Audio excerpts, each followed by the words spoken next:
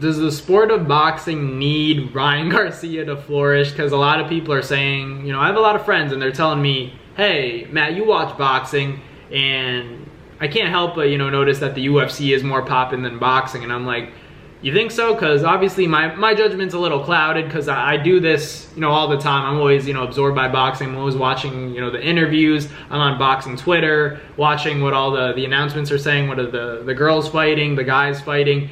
But yeah, I kind of have to admit that the UFC is in a big way kind of eclipsing boxing when it comes to the younger generation. And just because I like boxing, that doesn't change the fact that a lot of other young people gravitate more towards the UFC. And I know the big reason why. It's obvious for everybody because the UFC is monopolized. It's under one umbrella as opposed to boxing where you have the WBO, WBA, IBF. So the fact that the UFC is more so, under one umbrella makes it easier for the big fights to happen, and as opposed to boxing where it takes years and years for the best to fight the best because it comes down to negotiations. How much money does this guy get paid? As opposed to the UFC where they say, you're going to make this much, you're going to make this much, and the fight's happening on this day at this arena. So that's a lot more, convenient as opposed to boxing where it's like every little condition, whether it's the location, in terms of the city, the state, and the actual arena, the size of the ring, all of that stuff is negotiated. And it's also negotiated in the UFC as well, but it's a bigger deal in the sport of boxing, and it stalls a lot of fights from being negotiated, especially the big ones. That's just the way it is. But does the sport of boxing need these characters? Because we know that the sport of MMA, the UFC specifically, has a lot of superstars. You have guys like Sean O'Malley, Ilia Topuria. You have a lot of characters with charisma. Israel Adesanya. You have a lot of guys that are kind of polarizing the sport because they're characters that maybe they don't look like fighters, but they don't have the typical personality that a fighter would have, but they're going out there nonetheless and still competing and knocking guys out, and they're the top in their weight classes, right? So taking that into consideration in boxing, who's the equivalent of those guys in the sport of boxing? You have the likes of Gervonta Davis, and Canelo Alvarez is a character, you could say, and then you have a guy like Ryan Garcia, Terrence Crawford. All of these guys are exciting to watch. Why are they exciting to watch? They're very offensive fighters. They're characters. I would argue Ryan Garcia and Tank are the biggest, doing 1.2 million pay-per-view buys as they did not too long ago in that mega fight. That just goes to show how important these superstars are to the sport of boxing. So my point here to talk about today is, does the sport of boxing need Ryan Garcia back to get it active, get it popular, popping again? So my thoughts are that Ryan Garcia he's a good fighter. I would say he's a great fighter, and maybe a decent boxer, but he's a great fighter. So when it comes down to it, we all remember what happened to Devin Haney. He called Ryan Garcia a C-class fighter. But honestly, Ryan Garcia is a A-class fighter. Maybe not a A-class boxer, but he's an A-class fighter. This kid can punch. A single punch from Ryan Garcia can alter the course of the entire fight, and we saw that against Devin Haney. We saw Devin Haney have success even after getting rocked in the first rounds, won rounds like 2-5, but then you saw that left hook play a factor again. And I want to say that, I've been saying that I don't condone the testing positive of PEDs. Their steroids shouldn't be allowed in the sport unless everybody's taking them. Then that's different, because my perspective was always like, the way it works is that science has evolved so much to the point where it's like some fighters are taking supplements that do give them an advantage, even if it doesn't test as a positive steroid.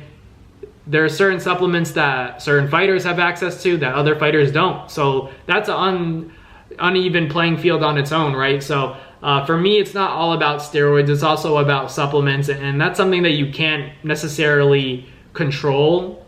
And I think that's a big thing that people just don't talk about. They only look at steroids as the primary factor that's ruining, that even level playing field for the sport of boxing. And I just think that there's a lot of other stuff that comes into play. Why why allow certain supplements to be taken as well, just because they don't pass as a steroid. There are different kinds of steroids. There are SARMs. There's different steroids that do different things. Some steroids are more effective than others. Some supplements are more effective than others. So if a fighter has the cream of the crop supplement that allows them to perform to their best ability, and then their opponent doesn't have that, that's an uneven playing field, right? Just because it's not a steroid doesn't mean that the playing field is even. It's not, because this guy's taking a supplement that costs X amount of dollars, but his opponent can't afford that. So there's little stuff like that, and a lot of boxers understand this already, that, you know, a lot of money translates to a better training camp, a lot of money translates to better nutrition, a lot of money translates to the best science in the world that allow you to get the best nutrition and the best supplements. And I'm not trying to make excuses for Ryan Garcia. I'm just trying to talk about the reality of not only boxing, but a lot of these other sports. You can't just say that, you know, because one person's taking a steroid, that other guys aren't on supplements that, you know, are an incredible advantage, that could be even, you know, just as effective as a steroid or more effective than a steroid, but it's legal because it doesn't, you know, test positive as a steroid. And I know a lot of people are going to say, then why aren't they illegal? And I'm going to say, because steroids, this is the history of sports. They just don't want steroids in it, because you can't really regulate supplements. How are you supposed to control what, you know, athletes are taking what supplements? You can't. You don't know what guys are taking. You can't test for everything. You can test for steroids, but it would take a lot of money to test for these supplements, so it's not going to happen. So my thought process is always like, you know, all of these guys are on something. You know, it may not be a steroid, but it could be, like I said, a cream of the crop supplement that gives them, you know, an advantage that may not be fair. That's the reality of it. If two fighters are on the same playing field, they have the same amount of skill. Let's say these two fighters are biological twins. They box each other, right? One's taking a supplement, one's not. You know, one's taking a steroid and one's not. You know, like,